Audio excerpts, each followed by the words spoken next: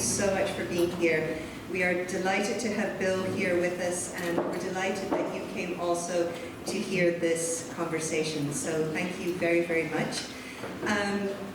May I ask you to turn off your cell phones? Every now and then they go off, so if you could, that would be really, really lovely. If you haven't seen the exhibition upstairs, we would really beseech you to come and see it. We love it. People who have come and seen it so far love it, so please do make sure to come and see it. It's all about water. This Sunday we have an Earth Day roundtable, which is going to be wonderful. That's from 2 until 4 p.m. on Sunday. So we are trying to keep you as entertained as we can. That's my purpose here. Just before we start, we've been calling for just a moment of silence for Ukraine, and I hope that you will all join us for that. So we'll just take a moment.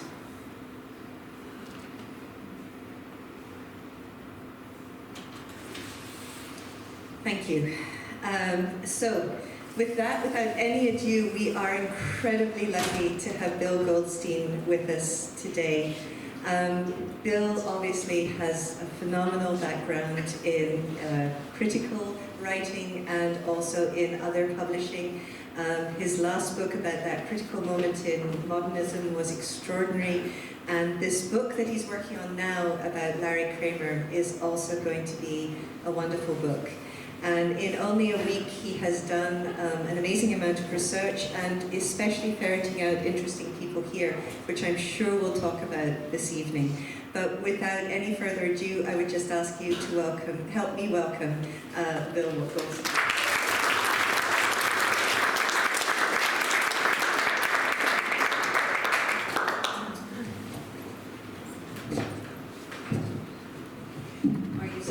Are you sitting comfortably?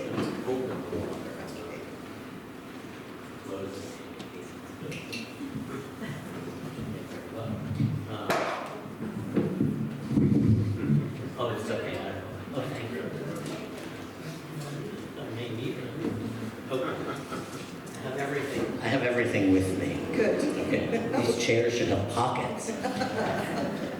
We'll do that next round. Thank you. Why don't we start off talking about this very handsome individual on the screen? Well, yes, thank you, Sarah, for the introduction and for having me here. I mean, I'm just so honored to be the artist in residence, and was thrilled when I learned that writers could be artists in residence. So thank you, and I look forward to the next few weeks, and I have really gotten a lot done. I don't know how interesting it will be for me to recount the conversation I had yesterday with a movie producer who worked first with Larry in the mailroom at William Morris in 1957. So that is Larry's first job after college. He graduated Yale in 1957. But this picture, to get us started, I just thought it was a wonderful picture of Larry. This is him at 29. It's 1964. Larry was born in June of 1935, and he was in an acting class. He was living in London. He had moved to London in 1961, and then came back for about a year before going back to London. And he knew that he wanted to be a playwright in particular, although first, and not too long after this, he began to write screenplays. But he knew that he wanted to be a playwright, so he took this acting class at the neighborhood playhouse. His teacher was Sidney Pollack, before Sidney was famous. And he said that he took the class because he wanted to learn how actors learned how to deal with scripts. So Larry, as an actor, or as an acting student anyway, he never had any aspirations to be an actor, but that was his headshot at the time. So I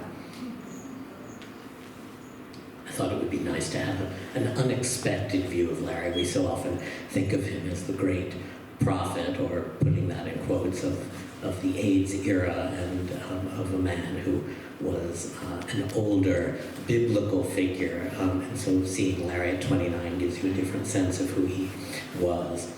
This is a letter that Stephen Sondheim wrote to Larry. There's been so much on the internet since Stephen Sondheim died about the letters that he sent, and usually they're very nice letters. And if you go to this is from Larry's papers, which are at the Beinecke at Yale.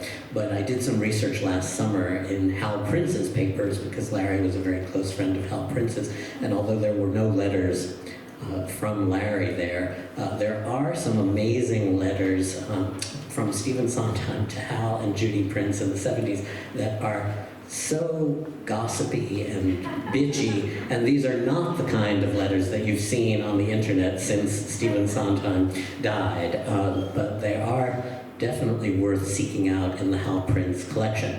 But this is a letter from August 1985, and in it he says, well, Larry, I'm in LA now, I tried to reach you before I left to tell you about how much I liked The Normal Heart, but I tried 3 times and there was no answer, including no answering machine. So he persisted, though, in writing eventually, and wrote this letter saying how much he loved the play. But I just thought it was so hilarious that Larry had made it so difficult for someone even to pay him a compliment at the time. And he and Stephen Sondheim had a friendly but somewhat contentious relationship. They were friends through Arthur Lawrence. But the reason I, in particular, wanted to mention this, he then goes on to say, I don't know how many people saw the original Normal Heart, but the star, original male star who played the Larry character, whose name was Ned Weeks, was Brad Davis, who died of AIDS in 1991, but was, if you remember him, he was in Midnight Express and other things, and very, very handsome. And Stephen sometimes saw his understudy and said that he thinks he preferred seeing that because he preferred seeing someone who wasn't so conventionally good-looking in the Larry role. So that's that letter. And then I think one of the things we're going to talk about here is Larry's time in Sag Harbor and the time he spent writing in East Hampton, but also in Sag Harbor. And so Stephen Sondheim was a very close friend of Mary Rogers, the daughter of Richard Rogers, and a composer and writer. She wrote Freaky Friday and Once Upon a Mattress. And I don't know how many people may have been here in 1995, but were you at the Bay Street on the night in August 1995 that I'm going to describe? About 2 people were. Well, so maybe I should ask you to tell me your memories of it. I should interview you. Should we, when you want me to talk about that, let me know. I'm just a talking dog. If you prompt me, I speak. Let's say, why Sag Harbor? Well, because you invited me. No, so Larry lived here in the 90s. He rented a house, I'm pretty sure it was on Glover Street, and he knew John Robin Bates and Joe Mantello from that time. That's, I think, where they met, or he may have known them a little bit before. Joe Mantello then went on to be play Larry, the Larry character, Ned Weeks, in the Broadway revival of The Normal Heart in 2011, and he played another character in the movie of The Normal Heart that was on HBO in 2014, I think. But one of the things that Larry could be very cantankerous. I think that's probably what most people remember him as being. Certainly that was his public persona, and he both embraced that and fought against it in particular ways. But he could also be a very warm and loving person, often to the people he reviled. It's very strange how he could yell at people and lambaste them and then love them. But what happened in 1995, and the segue from Stephen Sondheim to Mary Rogers, is there was a talk.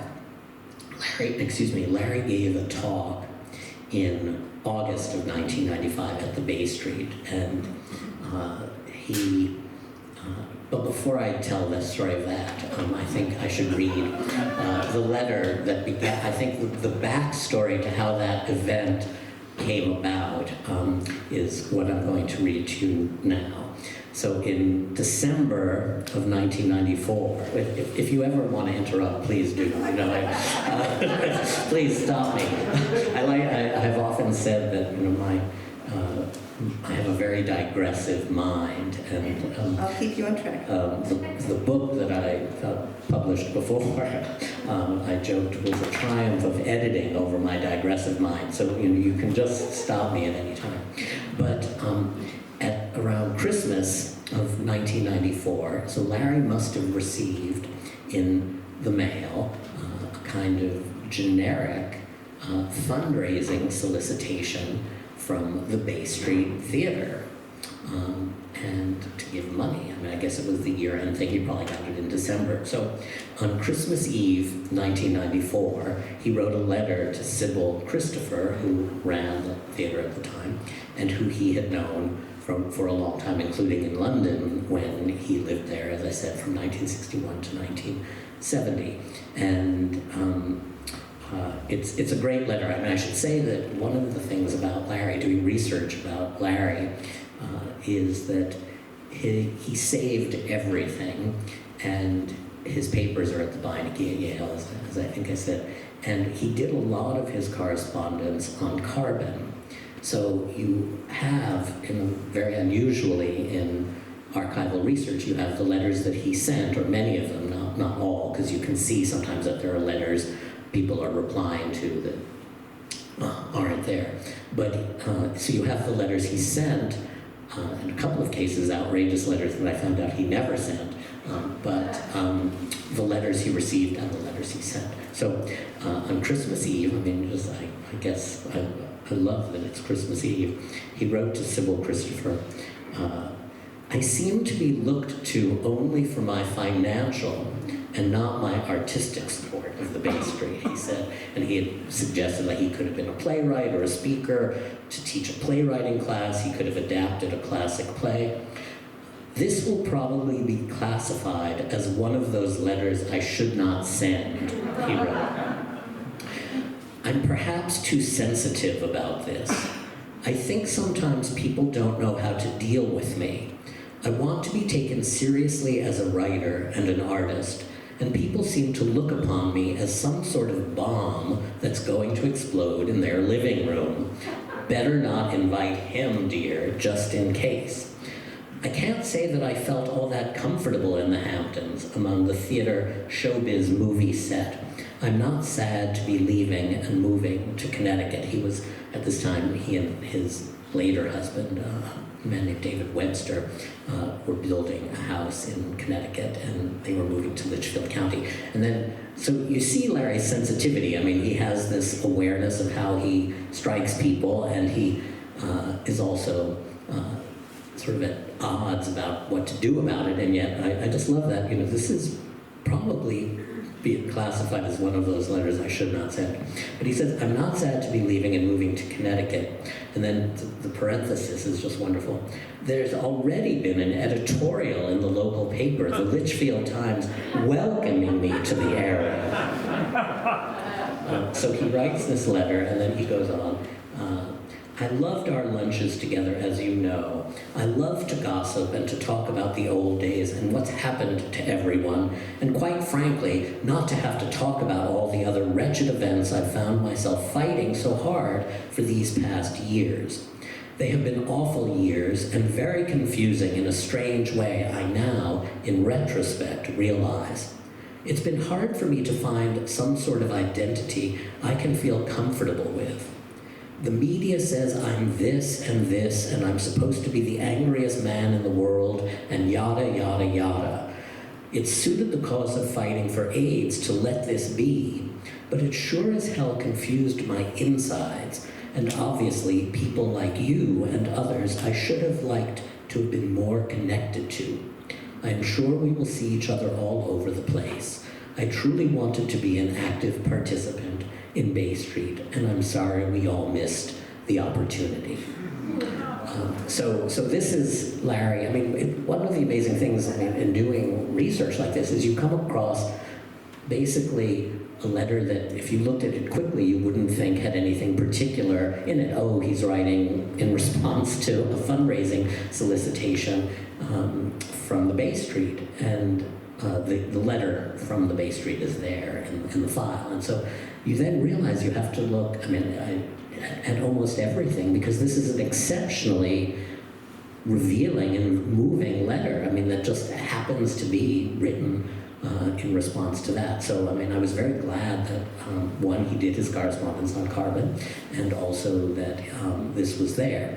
But so this is the background, a very warm background. People are afraid to invite me because a bomb might go off in their living room. Well, I guess Sybil Christopher does invite Larry to give this talk, and a bomb does go off. Not in anybody's living room. Well, I guess, the Bay Street is a living room for some people. What happened, should I tell this right now? So in August of 1995, he gives a talk, and I guess it's part of a series, because in July of 1995, Arthur Lawrence also gave a talk, and Larry and Arthur knew one another, and that's a whole other talk, is their correspondence back and forth and their friendship. But what happens is, so Larry gives a talk, and he is, I guess, talking about AIDS activism. It seems to be going very nicely. And then Mary Rogers, who Larry knew through Arthur Lawrence and had spent some time with, but Mary Rogers didn't know him particularly well at that time, gets up and says something like, well, what can we do? And what happens is, Mary Rogers' memoirs are coming out in August, and I'll tell you a little bit about what she says about this night, because it was a cataclysmic night for her, but also the important thing is to remember that they did become better friends after this confrontation, and she was very moved by what he did. So, as I said, her memoirs, her posthumous memoirs, are coming out in August. And she said, my model for aging is Larry Kramer, raging against the dying of the light. I could have done without his raging against me in particular, but you never know where your role models will come from. Arthur was our connection. They'd been intimates and antagonists for decades. Arthur, no doubt jealous of Larry for being a real pioneer when he was just a pioneer in his own mind.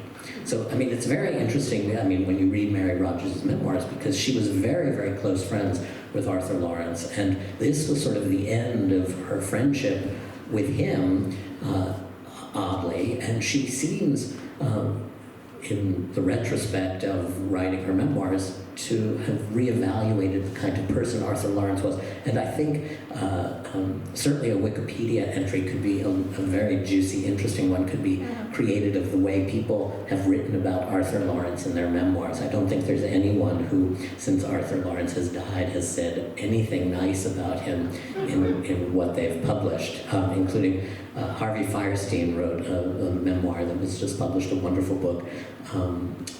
And I think the end of the chapter about him working with Arthur Lawrence on La Cage aux Folles is Arthur Lawrence is a prick, or was a prick.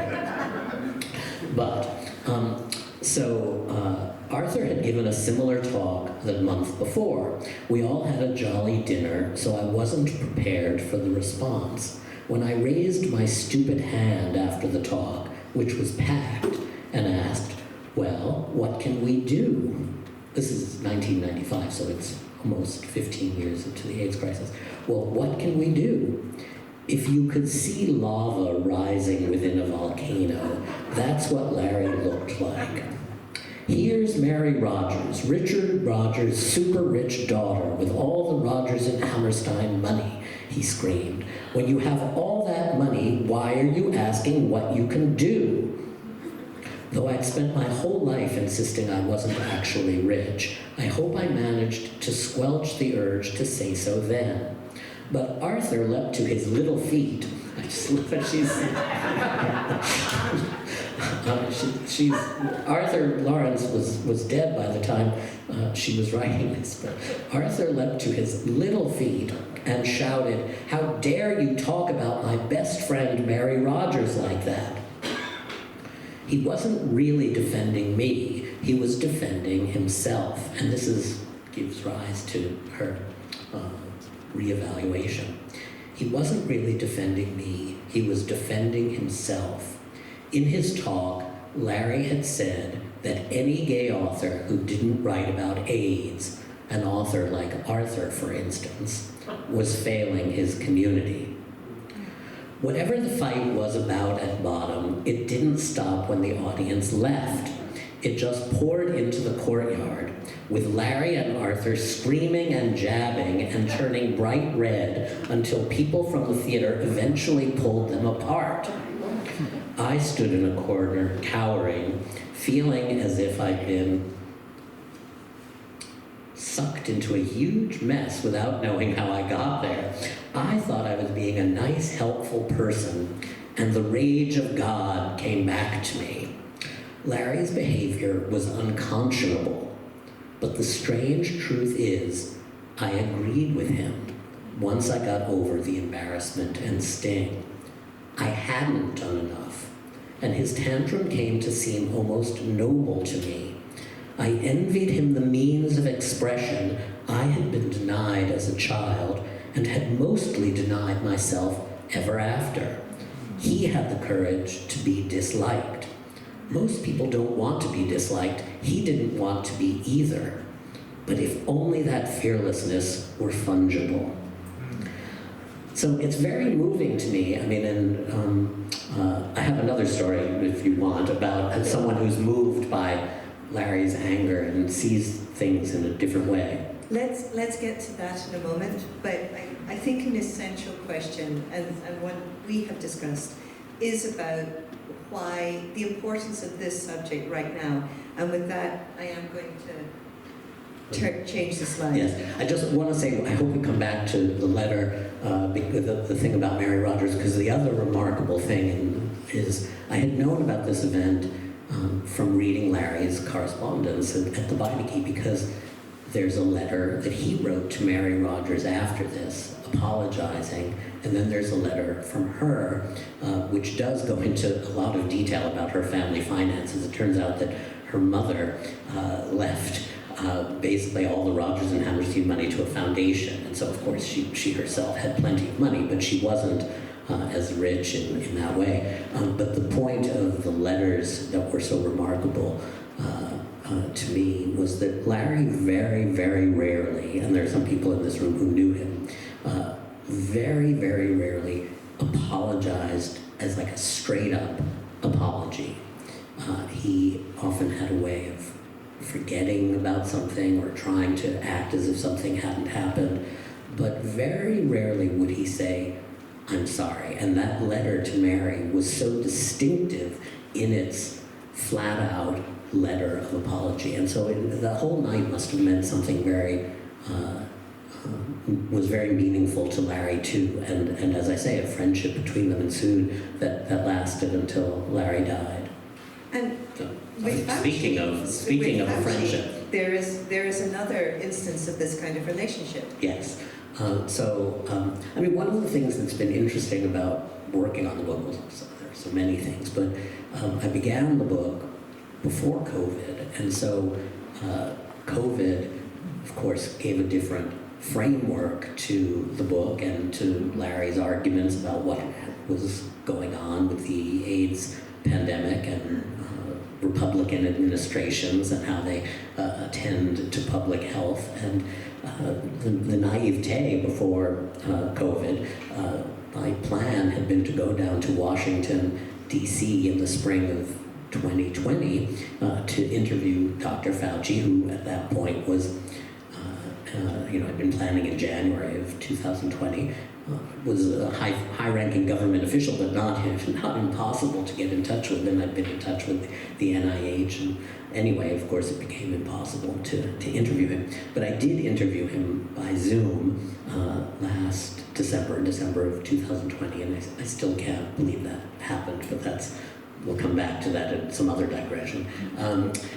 So after I interviewed him, he sent me this picture of him visiting Larry. This is Larry. Larry was on the verge of death. I mean, was deathly ill many, many times between the 80s and the time he did die. Larry, the other frame of COVID is that Larry died on May 27th, 2020, which coincidentally was the same day that the United States reached the milestone of 100,000 dead from COVID.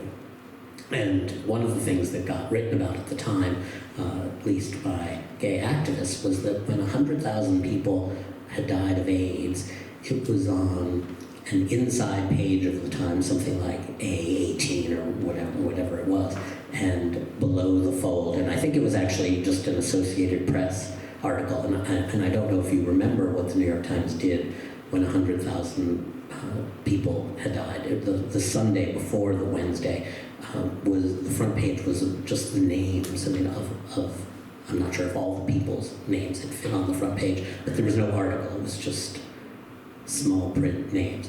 So the difference in response, and that is an important way of looking back on the AIDS crisis. But this is Larry in 2013, 2014. He had lots of health problems. He had a liver transplant in 2001, but at this point he was in the hospital and very near death for a bowel obstruction and then other problems. But this is him not in the hospital, this is in a rehab center that he went to after the hospital, and Tony Fauci came to visit him.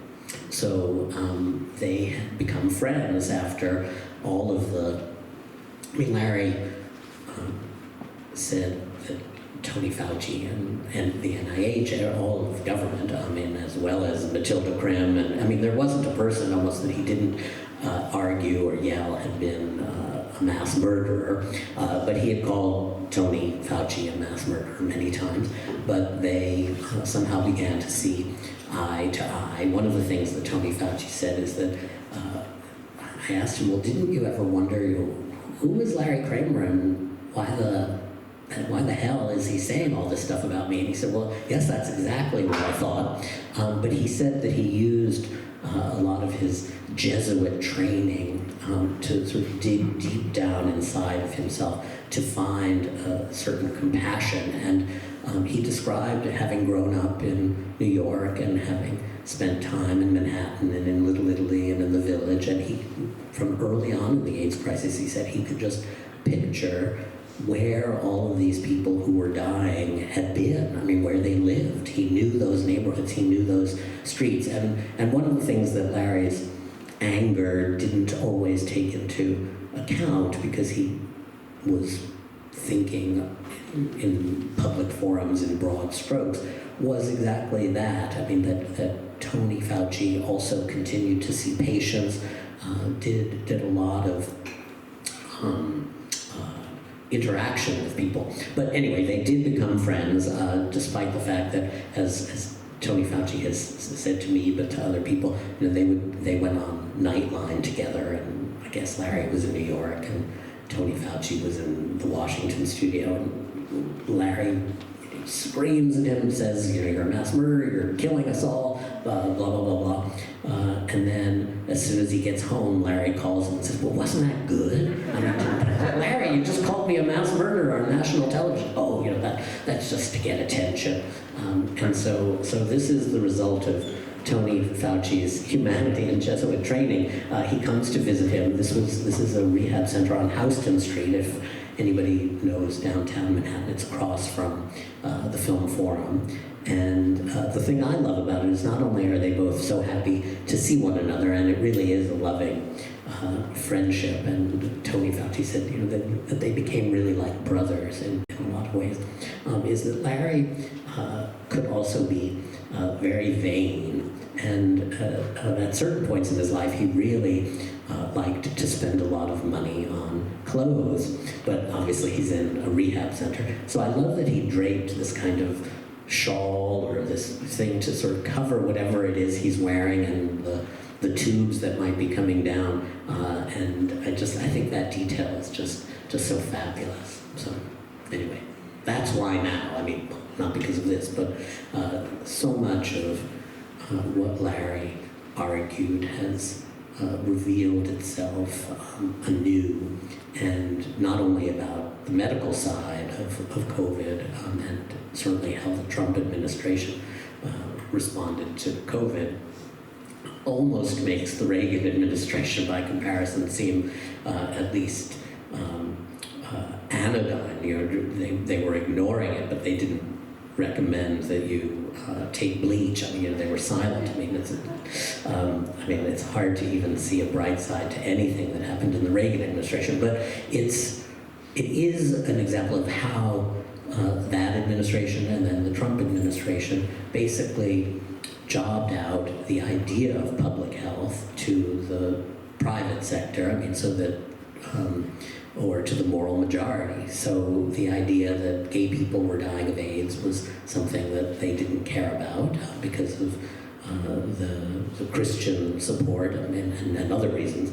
But in the Trump administration, I mean, the first calls are, oh, we've got to end the lockdown, we've got to get the economy going. So, you know, people's lives are expendable. Whichever pandemic it is, there are people whose lives are expendable, and Larry was always angry that not more people were willing to fight to save their own lives. I mean, I think the parallel, again, not to beat the horse, but nevertheless, you know, with COVID, we know that it hit exponentially harder on minority populations. And so I think that parallel is very interesting. And, you know, you've talked about Larry as this motivating force. And you've talked about the fact that we haven't seen as much kind of activism around COVID. Yes. I mean, when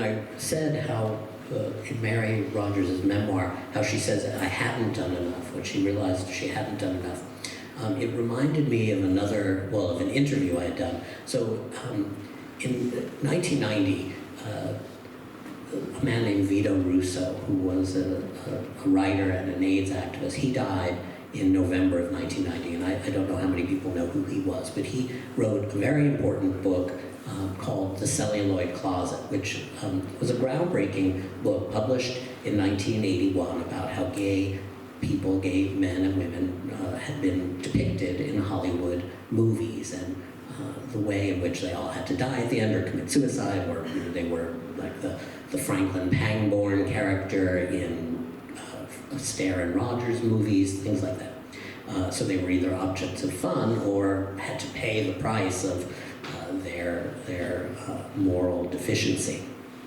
And one of the things that's very touching about that book is that it was published at the last week of June of 1981, and that is a few days before the famous New York Times article, Rare Cancer Seen in 41 Homosexuals, is published. That article, Rare Cancer Seen in 41 Homosexuals, appears on Friday, July 3rd, just before the 4th of July weekend, and the party for Vito Russo's book was either the Wednesday or the Thursday just before that.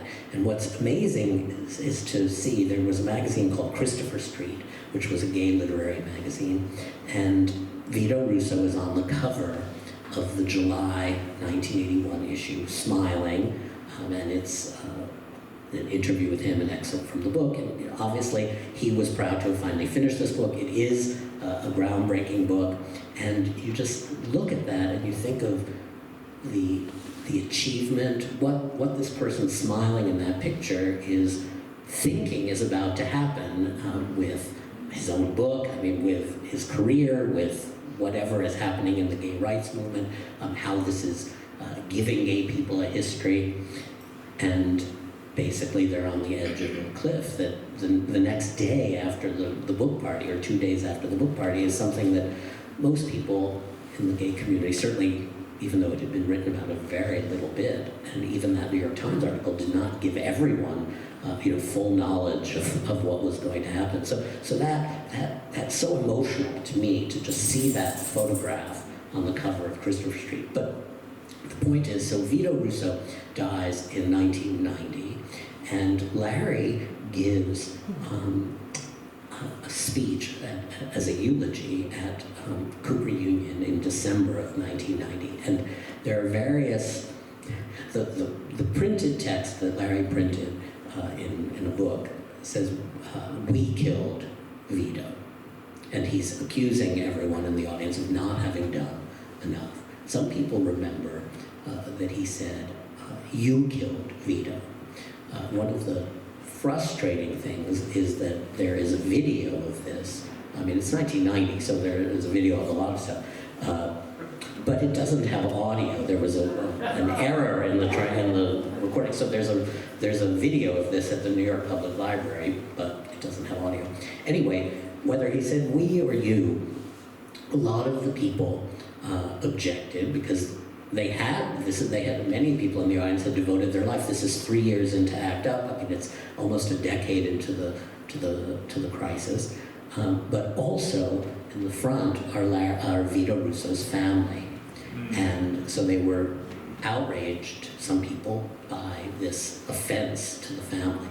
And so I interviewed Charlie Russo, who's Vito Russo's brother, and what he said. And this was recent, so it's in the era of COVID, but it was very similar to what Mary Rogers said. And he said that he realized over time, and his niece, or his daughter, his daughter is friends with Larry Kramer's niece. So Vito Russo's niece is close friends with Larry Kramer's niece. I mean, it's a wonderful thing. But he realized, Charlie said, that they hadn't done enough, and that they weren't doing enough, that they loved Vito, and they had always been supportive of him, I mean, and embraced him, and helped him, and attended to him when he was sick. But he realized that as straight people, they had not been paying enough attention, and they had not been doing enough, and they thought that it was enough to support Vito in the work that he was doing, but just like Mary Rogers. And so I found just, again, so moving. But the great thing about the relationship to COVID now is so Charlie Russo, who grew up in suburban New Jersey, so the example that he gives is a very strange one, but he said to me, "Have you ever heard the story of the farmer and the donkey?" And I said, "No." And he said, well, there are two farmers, and one has a donkey that does a lot of work, and the other has a donkey that doesn't do anything. So the farmer who has the donkey that doesn't do anything wants to buy the donkey from the farmer whose donkey is so good. So he pays a lot of money for this donkey, and he gets it back to his farm, and then he finds that the donkey doesn't do anything. So he calls the farmer, and the farmer comes over, and he says, "Well, have you heard about the 2x4? And so the second farmer says, "No," and he says, picks up a 2x4, and he hits the donkey over the head with it, and he says, "First you have to get his attention."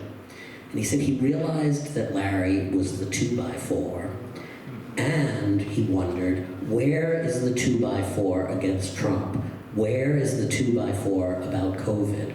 Where is the 2x4 against Mitch McConnell? And so this is what Charlie Russo, Vito Russo's brother, was saying, how 30 years since that night, I mean, since Vito died. And he came to revere Larry.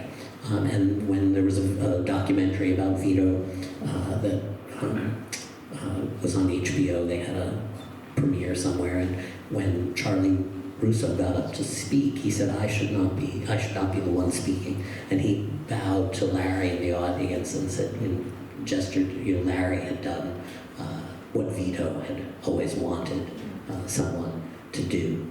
And I had not done enough, and then the 2x4, I mean, it makes you realize what level of complacency politically in so many ways there is. I mean, there were a lot of people marching in the streets after George Floyd was murdered, which was just when Larry died, and was a heartening thing. I mean, to see crowds, marching often in Washington Square Park, which was right where Larry lived. So Larry's apartment was on the corner of Fifth Avenue and Washington Square, and would have looked out on these people marching, and it would have been a sort of proof of Larry's ideas, but there has not been marching in the streets.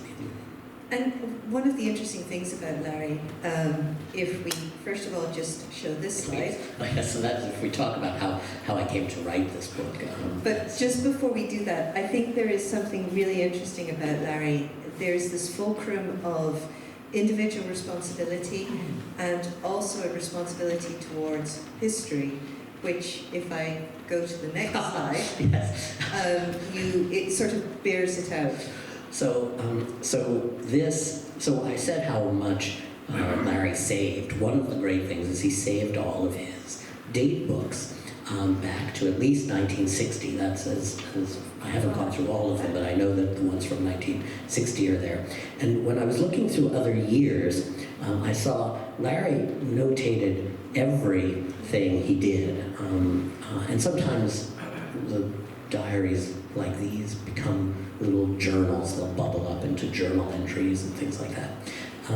But a friend of mine in the audience here, Peter Gethers, his father, Steve Gethers, was in TV and movies, and when I was looking through Larry's date books when he was in London, Larry was living in London in 1964, I saw that Larry had a lunch date with Peter's father, Steve Gethers, so I took a picture of the date book and sent it to him. And then when I got to 1985, which is the year that The Normal Heart was at the Public Theater, I remembered, I knew, obviously, I had met Larry then, and I worked at Publishers Weekly at the time, the trade journal of publishing, and when the book version of The Normal Heart was published, the publicist for the book, a man named Ben Petrone, who is still in book publicity and works at Viking now, invited me to see the play. I had seen the play before, but to see the play and to have dinner with Larry afterward. And as I say, I remembered that had happened, but I did not know that it happened on September 5th, 1985. And what Larry did is at the bottom, what it says is NAL at theater, Ben Petrone, and the other publicist who may not have come, I can't remember, because his name is crossed out, Greg Mowry.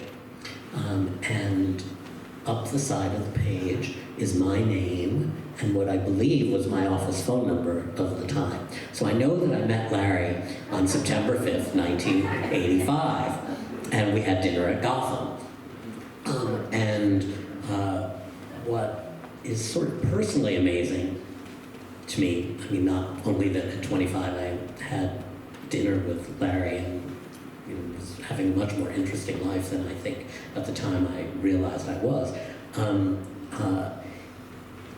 It shows me how much of this biography that I'm researching intersects with my life as a gay man who graduated college in 1982. I worked at Publishers Weekly as an intern in the summer of 1981. So just when I was beginning as an intern at Publishers Weekly was the exact moment when AIDS was first written about. It wasn't even called AIDS yet. And then when I graduated, it was the summer of 1982, and that was the summer AIDS becomes the the name, the acronym used in the summer of 1982. Until then, sometimes called AID, it had been called GRID, gay-related immune deficiency. But there's a group that settles on the name AIDS in August of 1982. So I realized, I was just thinking in all these ways how my life, every milestone of my life intersects in some way with the history of the AIDS epidemic, which is, as I say, the history of my own life, and how my entire life, even before undertaking to write this, has been shaped by the AIDS crisis, and everyone I know has had, I mean, even though I'm still alive, I mean, I didn't die, I mean, the way it has shaped all of my relationships. And what was very moving to me to realize in looking at that date in particular, and not that this is part of the book, but is that maybe in an afterword or something, is that was the Thursday, and then on the Sunday, so whatever the Sunday was, the 8th or whatever, I went to Chicago. I went to college in Chicago and was flying there to visit my friend Michael, who was a year older than I was, who was my first, I mean, we didn't ever sleep together, but he helped bring me out in college and took me to my first gay bar and stuff like that. And he had AIDS, and he was dying of AIDS. And so that was Thursday night, and then Sunday morning I flew to Chicago to see Michael in the hospital, and some other friends and I went, and that was the last time I saw Michael. So just that in 3 days I was having dinner with Larry Kramer, and then, as I say, the way AIDS has completely shaped my life. Michael died, it was very early on, pretty early on, but especially early on for Chicago, and he died in October of 1985, and I have thought about him a lot since then. I have a picture of him in our apartment. But Michael died when he was 26, and so I've always been aware, as I've sort of aged and remembered Michael's birthday, which is July 19th, and when he would have been 50 and when he would have been 60. That, I mean, for so long, he's been dead so much longer than he was alive.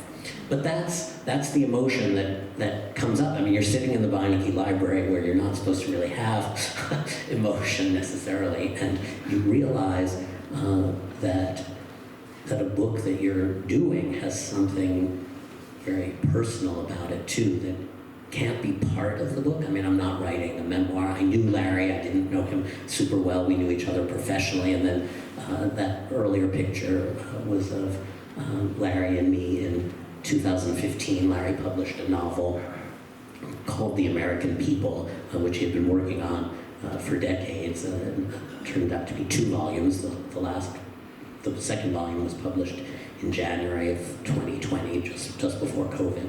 And so I interviewed him for the segment, and he came into the studio, and that, in a roundabout way, sort of led several years later to my writing the book. We did events together at various bookstores in New York, and one of the things, one of the other people I'm thrilled is in the audience is Hillary Loomis, who is the widow of Bob Loomis, a great editor, who was Larry's editor on his first novel, which is called Faggots, and was a very important book. It was published in 1978, and is a very important book, along with a few others. The first real full flowering of gay and lesbian literature after Stonewall. And what I wanted to do when I was doing this interview was to get to say the word faggots on TV. So I was very careful to frame the question. So I said, well, and in your first novel, Faggots, and I think I got to say it more than once, but that was a little fun, because I knew they couldn't edit that out. I'm not sure they'd let you say that now. But. And I think this is one of the really important things about the project you're doing now, is this humanization of a figure who has become so mythical. And for that, I wanted to show this slide. Well, this is one of my favorite things, thank you. This is, when I first started interviewing Larry, so I started writing the book in the summer of 2018. And some people close up can read that. And when we were talking, I had looked through the Beinecke finding it, hadn't yet gone to Yale, and I had wondered about Larry's mother, because Larry's mother, her papers are in Larry's papers at Yale. So I said to Larry one day, do you think there are letters that you wrote to your mother that are among her papers that are part of your papers? Because the finding aid doesn't go into that kind of detail. And so he said, I didn't write her, because he spent a decade in London, so you'd think there might have been some letters. And he said, oh God, I didn't write any letters to her. I hated them. I hated my family. I would never have written them any letters. So he was very close friends, very close to his brother, Arthur, who was 8.5 years older and was a major lawyer. He founded the firm Kramer and Levin. If you've seen The Normal Heart, you know that as much as it's a story about AIDS and the beginning of GMHC, it's as much about Larry, the Larry character's relationship with his brother. And in fact, in some ways, that's the most important thing. The last lines of the play are between Larry and his brother. And so I said to him, oh, well, do you think then you wrote letters to Arthur? And Arthur's wife was named Alice. Do you think you wrote letters to Arthur and Alice? Because he liked that. And so he said, oh, well, maybe, let me see. And he called the niece, Rebecca, who's friends with Vito Russo's niece. And she said, oh, yes, I have 4 boxes, manuscript boxes of things that I've been wondering what to do with. I thought I should give them to the Beinecke, but, I haven't done anything. Arthur died in 2008. So she brought, a few days later, she came to the apartment and I met her there, Larry's apartment, and she had these boxes. And so they gave them to me to take home, to look through before they would give them to the Beinecke. And they're amazing letters, but randomly, Arthur had saved Larry's first grade report card. And so Larry grew up in Bridgeport, or was born in Bridgeport. He grew up in a suburb of Washington. This is the first grade report card from Bridgeport, whatever the public school was. I have other pictures of the report card, but it says, Lawrence cooperates nicely at school and seems to enjoy it. He does not always listen as well as he should, however, and talks much too frequently. And so I thought, really, when I saw that, I thought, okay, I can write this book. This was Larry in first grade, and as friends have remarked, can you imagine how horrible he really was? If this is what the teacher was willing to say. But I find it very endearing, and of course, these are characteristics that Larry carried with him to his death at 84. But I also just love the handwriting, the teacher. But so this was among the papers. But I have to say, that just as a PS to what Larry said about his writing letters, when I got to the Beinecke, there are dozens and dozens of letters to his family. And what his mother would do is that sometimes Larry hand-wrote letters, and then sometimes he worked at Columbia Pictures, and he, at least at certain times, had an assistant, and so it seems like the assistant might have dictated the letters, or she might have typed them. So what his mother did is his mother would retype the letters on with several sheets of carbon. And she sent letters to Arthur and Alice. She sent letters to her sister and her husband, to various friends of Larry's, a woman named Mendy, who was very close. So they became round robin letters. Is that the right phrase? It was extraordinarily devoted of her to do this, even though that's not what Larry would have said about her. But when I told him about all these letters, he said, oh my God, I must have been bored to death. What was I doing writing these letters? But they really chronicle his life in important ways. So I'd like to open it up to questions, but just before I do, I want to share this lovely photo. And I also want to ask you just to talk very briefly about the idea of what this seminal figure in the community at a time of crisis meant at the time, and what you hope your biography will allow future generations to understand about him.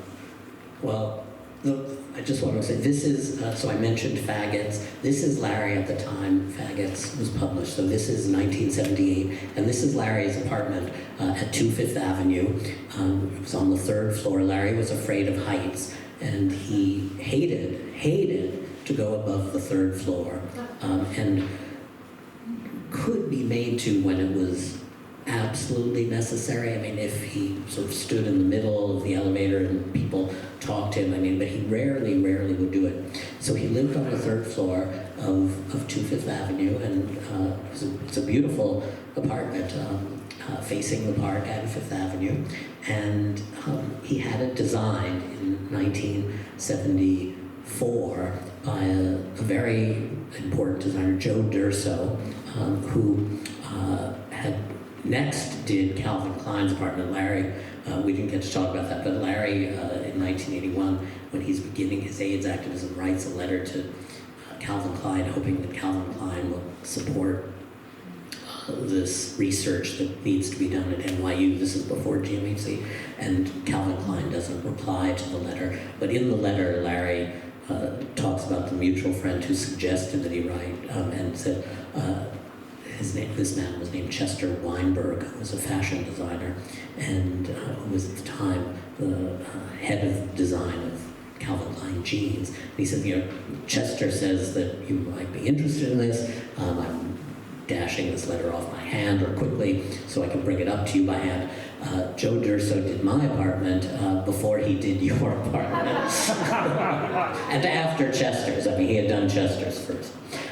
So this is Larry in the apartment, and one of the great things, I mean, the apartment, first of all, was published. I mean, the New York Times Magazine did a feature about the design of the apartment, because it was a very early high-tech, I mean, lots of black and gray platforms around, and one of the things Larry wanted in it was a hammock, which was on the Washington Square side.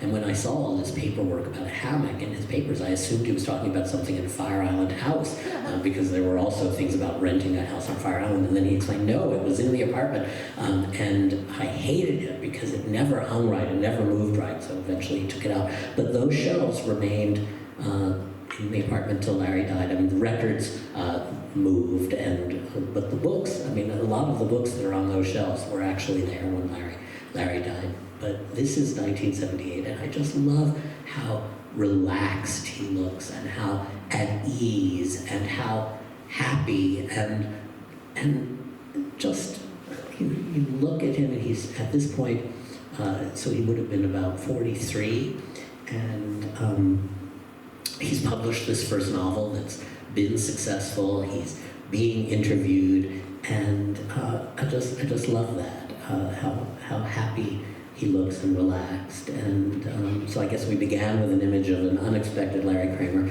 and here we are with another image of an unexpected Larry Kramer. But I mean, you ask, what future generations, I mean, I don't even know what I hope people now think about it. I mean, I hope anybody is thinking about it after I publish it. But the thing is, I mean, it's what I said about what Mary Rogers said, and what Vito Russo's brother said about not doing enough, and about Larry being a 2x4. And it's very hard to look at COVID, and then also just, if we want to think narrowly about what is happening to and for gay people in this country now. I mean, Larry's argument about AIDS, and I mean, he was alive when COVID began, but he was ill, not with COVID, but he was interviewed in the New York Times elsewhere about Anthony Fauci and their friendship and this new disease. And he said, I'm too old, like this is, I'm not quoting exactly, but someone else needs to take this on. But Larry didn't see AIDS as only an issue of medical inequity or of stupidity on the part of the Reagan administration in terms of science. I mean, he saw it in a much larger way as, in the mantra of I have my act up button, silence equals death. I mean, and so he really saw it, he thought of AIDS not in any kind of government planned way as a genocide, but he saw it as a genocide of gay people. A lot of times Larry did not rethink his parameters, so he continued until he died. I mean, we did an event in January of 2020 when the book was published, when the American People, and he was still talking about AIDS as a gay genocide, and he did not always adapt it to understand, even though he did know that it affected millions, hundreds of millions of people around the world. It affected women, it affected people of color, mainly now because of questions of access to healthcare or drugs. And in his more thoughtful moments, he did know that, and he would talk about that, but sometimes when he was playing Larry Kramer on stage, he would let those subtleties go. But his point was that if gay people are being allowed to die because they hate us, and he just would always say that, they hate us, and he was very afraid in 2019, 2020 about what he saw was happening in the Supreme Court and of course the Trump administration. But his point was that we can't be complacent about these successes. And one of the questions that night was about, well, Pete Buttigieg is running for president, we have gay marriage, doesn't that mean that things have progressed? And he poo-pooed the fact that Pete Buttigieg was running for president, not that that was unimportant, but that didn't mean anything given what was really happening and that they hate us.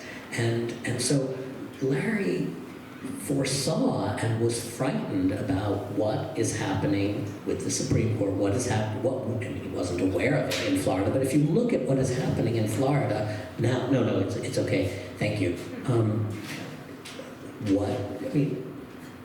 Gay people's rights are being eroded day by day in Florida, and this is because they hate us. So everything that Larry was saying, and he wasn't by any means naive that they don't hate black people, they don't hate women. He saw it all, and we had to be on our guard. And so that's what I think, he looks relaxed there, but he was still the 2x4 at the end. And I think that is what I would hope that people would remember about Larry, and I hope I can make that come alive. Because I'm writing a book about him, not a history of the AIDS epidemic or of AIDS activism, but that at the bottom of Larry's thoughts, there are a lot of personal reasons that he felt this way.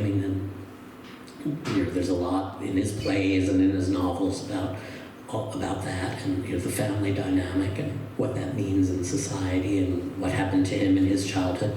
But he did see the political risks and was terrified by that. And so when you think of the Larry Kramer who wouldn't stop yelling, or the lava was rising in the volcano that was Larry Kramer, the rage of God fell down upon him, it's because he not only wanted people like Mary Rogers to give more money to AIDS, but to see things in that panoply of connection. That all of these things were connected. And so I hope some of that history, it's sad to realize how much more relevant it is. But when I was looking, I brought this button with me, to have on my shelf while I was working here. And I was thinking, what's happening in Florida with, it's turned into an anti-corporation thing. I mean, don't say gay, and then Disney is being targeted. It's being forgotten, I think, and it doesn't seem to me that gay people in Florida, I'm not judging them, but it doesn't seem to me that gay people in Florida are marching in the streets about this. I mean, it's become an argument about Disney and what Disney's rights are. But what about gay people's rights? What about women's rights? I mean, it doesn't seem to be connecting on that level. And it was very frightening during the Ketanji Brown Jackson hearings to realize that, and lots of people wrote about this, that all of these questions that were being asked about, well, was Obergeville, I can't pronounce his name, I'm sorry, versus Hodges, was that correctly decided? Because what became clear to a lot of Supreme Court analysts is now that Roe v. Wade is pretty soon to end, that what the right wing is going after are the gay marriage decision and even contraception and interracial marriage, are being questioned. These questions came up about what basis in law these have. And if you erase that sense of privacy or right to privacy that some people feel is not built into the Constitution, this is what Larry was talking about. So what he's afraid of in 1981 is not only a virus, but the silence of the government, the silence of other people, and that's what made him rage. He often raged against the very people who were helping him to bring attention to this. So I'm not saying his rage was always rational, but that was the direction, and that's a good example, I think. I'd like to open it up for questions. I hope I haven't thrown better questions out of you.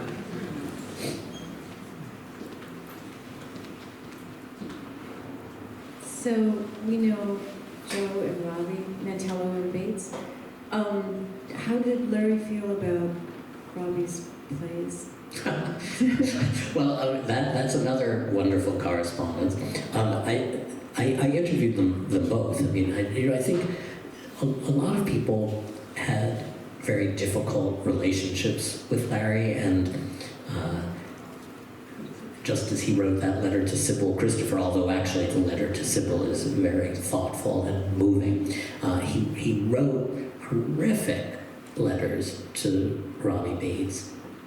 Now I don't remember exactly what project it was, but it was 1992, and I forget what screenplay he wanted him to write. I don't know if it was The Normal Heart, I don't think so, but he writes this scathing, horrific letter to him about what an idiot he is, what an asshole, how he's betraying Larry, betraying everyone,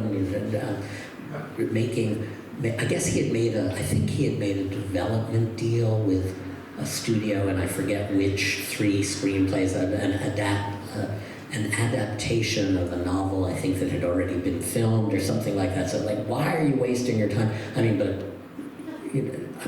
That's hardly what he really said. It goes on for pages and pages, and then he writes a letter back. So John Robin Bates, and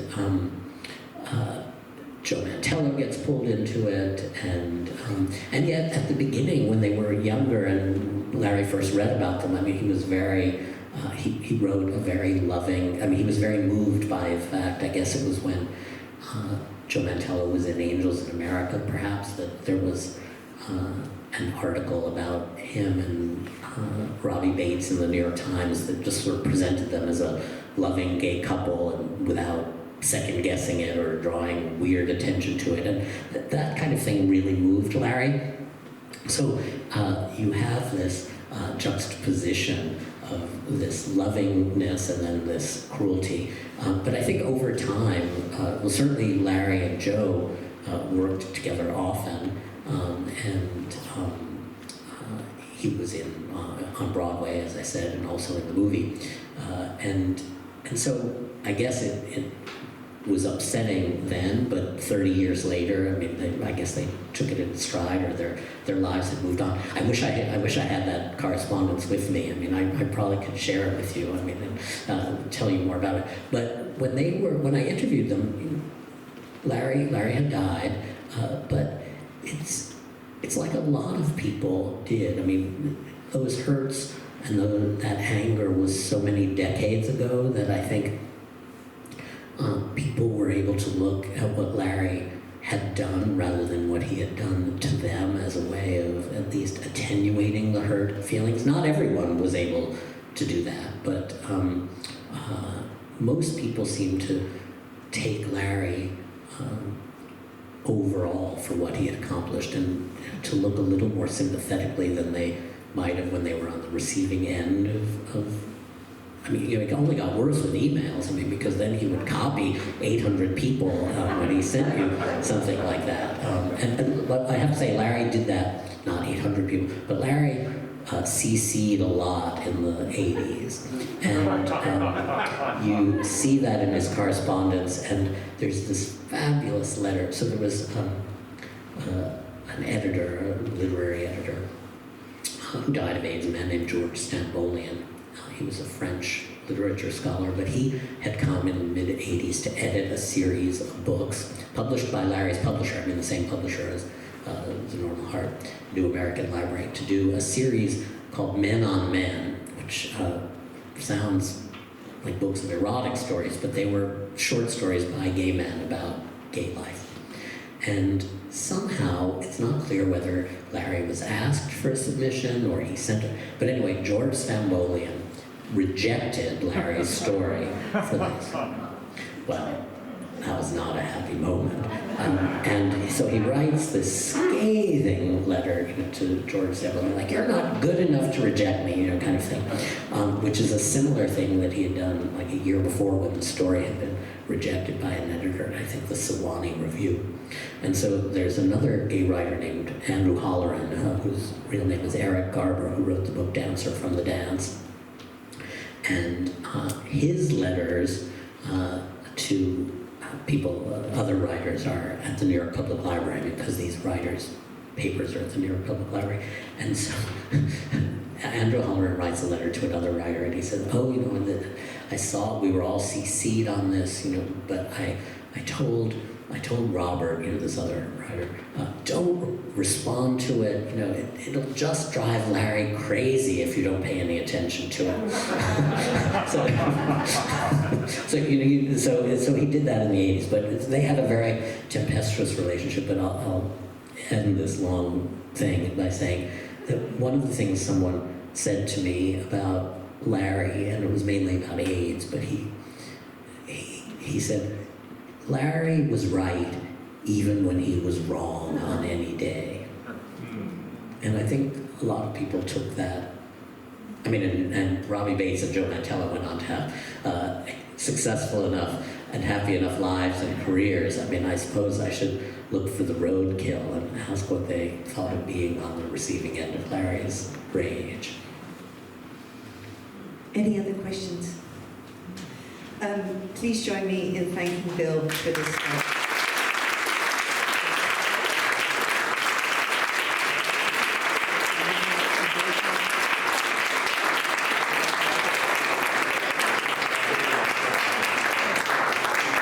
Thank you all.